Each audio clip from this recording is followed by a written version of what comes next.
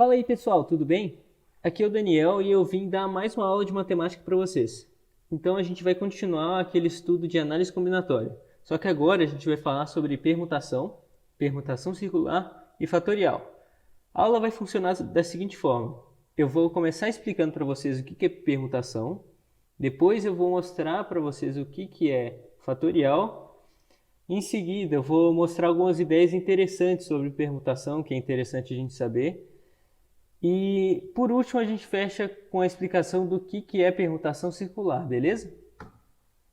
Então vamos começar. Para explicar permutação para vocês, eu quero primeiro resolver esses dois exemplos, porque eu acho que vai ficar um pouco mais claro de vocês entenderem o conceito de permutação. Bom, a gente já tem o conhecimento necessário para a gente resolver essas duas questões, pelo que a gente aprendeu na aula de princípio fundamental da contagem. Então vamos começar. De quantas formas diferentes a gente consegue ordenar três elementos, que são diferentes entre si? Então vamos chamar os três elementos de A, B e C.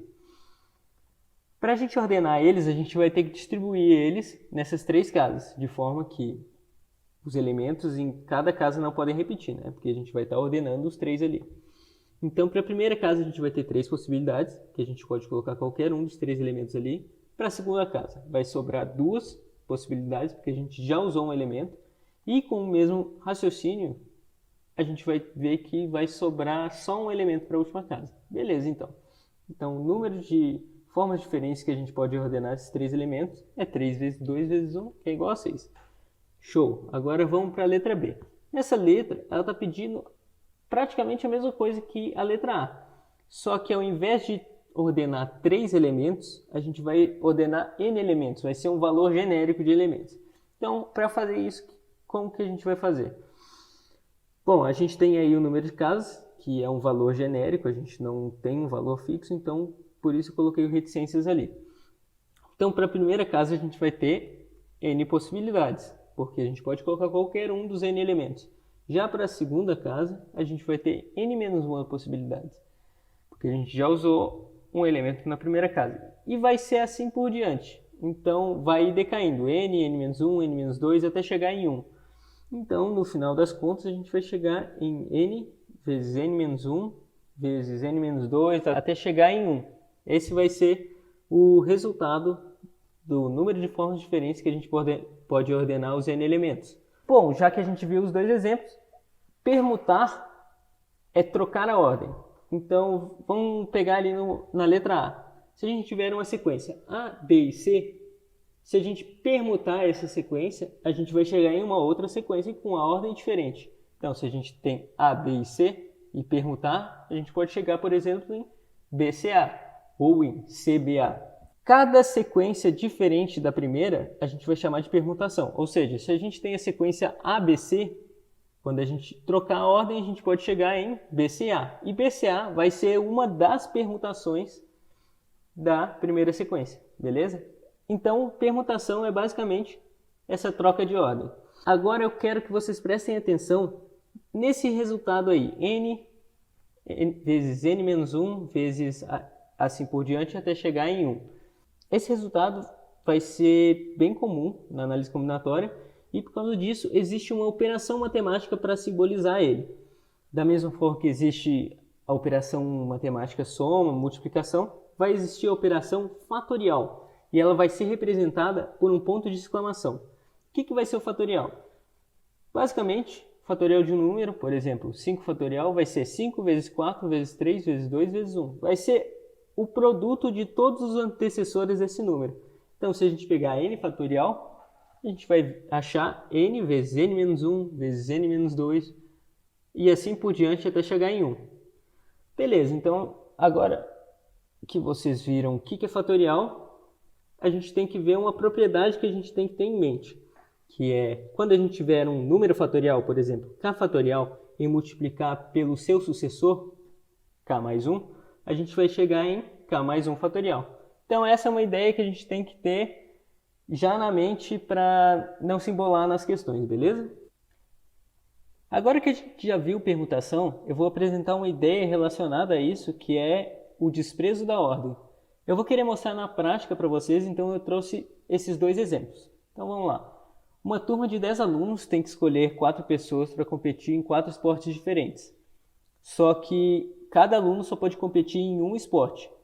De quantas formas a gente pode formar esse time? Bom, esse problema é bem parecido com aqueles que a gente trabalhou na aula de princípio fundamental da contagem. E o que a gente vai ter que fazer é colocar para cada casa um esporte. Então, a primeira casa vai representar o esporte 1, a segunda casa o esporte 2 e assim por diante. Então, para o esporte 1, quantas opções de alunos a gente tem para colocar? 10. A gente pode colocar qualquer um dos 10 alunos. Segunda casa, a gente vai ter 9 opções, porque a gente já usou um aluno no esporte 1 e não pode repetir ele. Para a terceira casa, com o mesmo raciocínio, a gente chega aqui, tem 8 opções. E para a última casa, o último esporte, a gente tem 7 opções, porque a gente já usou 3 alunos nas opções anteriores.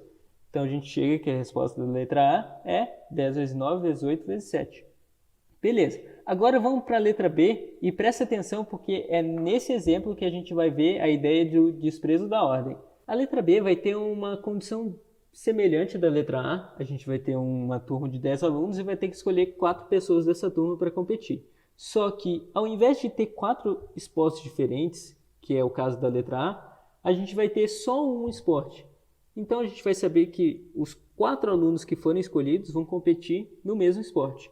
Ele pergunta para a gente de quantas formas possíveis a gente pode escolher essa equipe. Então o que a gente vai começar fazendo? A gente vai relacionar a cada aluno uma letra. Ou seja, o aluno A vai ser o primeiro aluno, o aluno B vai ser o segundo aluno e assim por diante. E o que eu quero discutir com vocês primeiro? Se a gente pegar a equipe A, B, C e D e comparar com a equipe A, C, D e B, a gente vai ver que tem os mesmos integrantes e no final das contas eles vão representar o mesmo time, eles vão ser iguais. Porque na primeira equipe a gente vai ter que o aluno A, o aluno B, o aluno C e o aluno D vão estar competindo no mesmo esporte. E na segunda equipe a gente vai ter a mesma informação, que os 4 alunos, que são iguais ao do primeiro time, vão estar competindo no mesmo esporte. Logo, esses 2 times vão representar o mesmo time.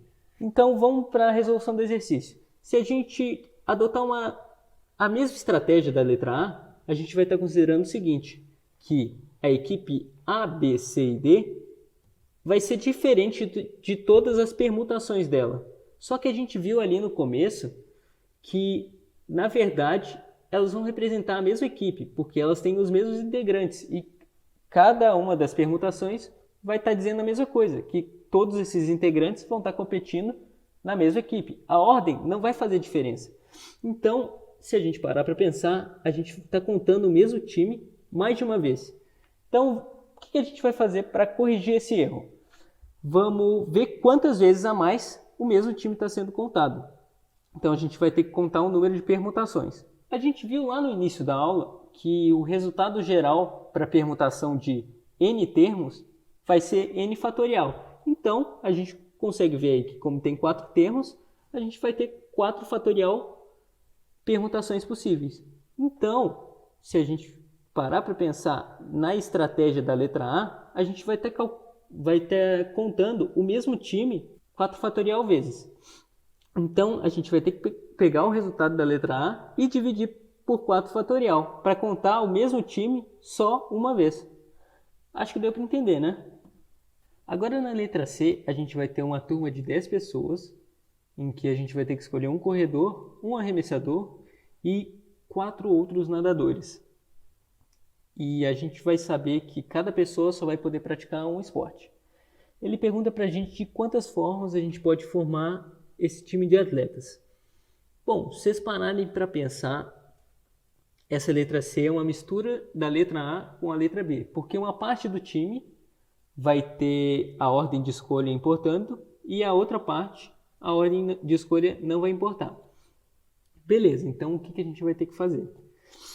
Vamos primeiro adotar aquela estratégia de o primeiro aluno ser o aluno A, o segundo aluno ser o aluno B e assim por diante. E vamos fazer a distribuição de opções.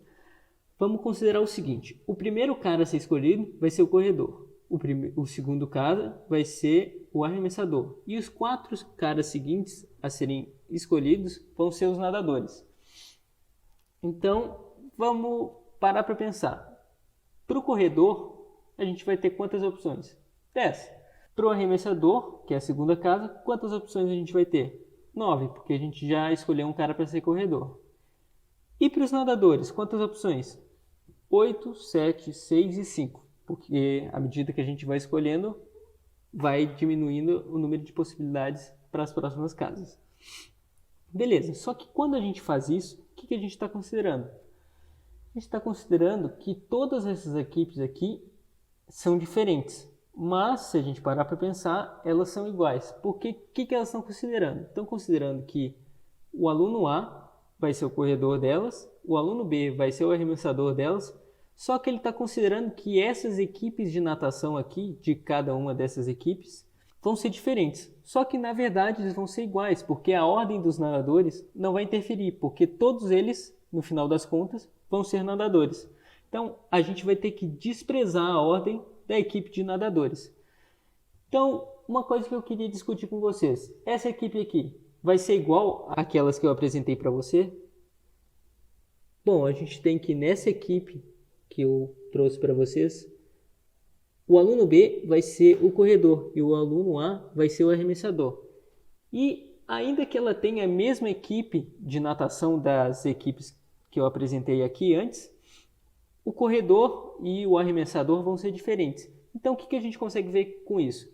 Que a ordem que a gente escolhe o arremessador e o corredor e depois escolhe os nadadores vai importar. Só que a ordem que a gente escolhe os nadadores em si não vai importar. A gente vai ter que desprezar a ordem só da equipe de nadadores. Então, como que a gente vai fazer isso? A gente vai ter que calcular o número de equipes que estão sendo contados como diferentes, mas são iguais, para ver quantas vezes a mais a mesma equipe está sendo contada. A gente viu lá que a permutação de n termos resulta em n fatorial. E aqui, como a gente está permutando 4 pessoas, a gente vai ter 4 fatorial permutações. Então, o que a gente vai ter que fazer? A gente vai pegar o resultado 10 vezes 9 vezes 8 vezes 7 vezes 6 vezes 5, que a gente tem dessa distribuição de opções aqui, e dividir por 4 fatorial, para a gente contar, no final das contas, uma equipe só uma vez. Beleza? Agora vamos para uma outra ideia de permutação, que é a permutação quando há repetição. E para explicar essa parte, eu vou usar alguns exemplos de anagramas. Se você não sabe o que é anagrama, eu vou te dar um exemplo. Um anagrama da palavra horas vai ser essa outra palavra aqui. Tudo bem que essa palavra não existe, mas a ideia é que você faça uma outra ordenação com as letras da palavra inicial, ou seja, da palavra horas. Beleza. Então a letra A está perguntando para a gente quantos anagramas tem a palavra horas. Basicamente o que a gente vai ter que fazer é uma permutação de todas as letras da palavra horas, já que todas são diferentes. Vai dar 5 fatorial. Show! Agora vamos para a letra B. O que a gente vai fazer quando a palavra tiver letras repetidas? Bom, a letra B está perguntando isso para a gente. Ele quer o número de anagramas da palavra aurora. A aurora tem 2 letras A e 2 letras R. Então vão ter 2 letras repetindo, que é a letra A, e outras 2 letras repetindo, as letras R.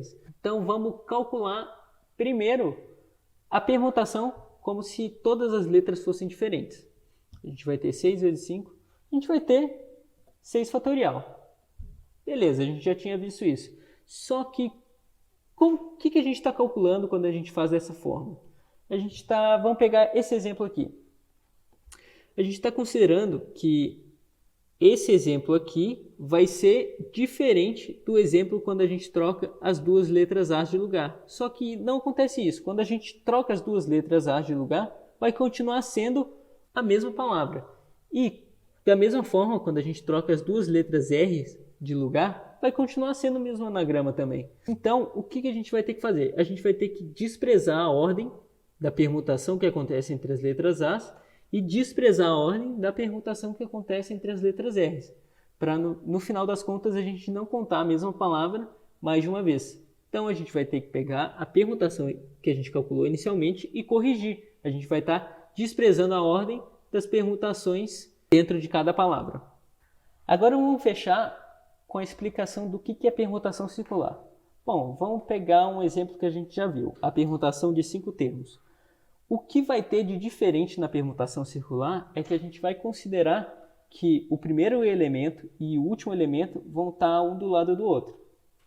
Então, para a gente conseguir ver isso de uma forma melhor, vamos distribuir esses 5 elementos em um pentágono, já que são 5 elementos. Veja bem que, para ser uma permutação circular, os elementos não têm que estar distribuídos em uma circunferência. Eles têm que estar distribuídos de uma forma cíclica. O pentágono é um exemplo disso. Ele atende à condição de que o primeiro elemento e o último elemento vão estar sempre um do lado do outro. Beleza. Então, como que a gente vai fazer para calcular o número de permutações circulares? Vamos primeiro fazer o cálculo que a gente fazia antes.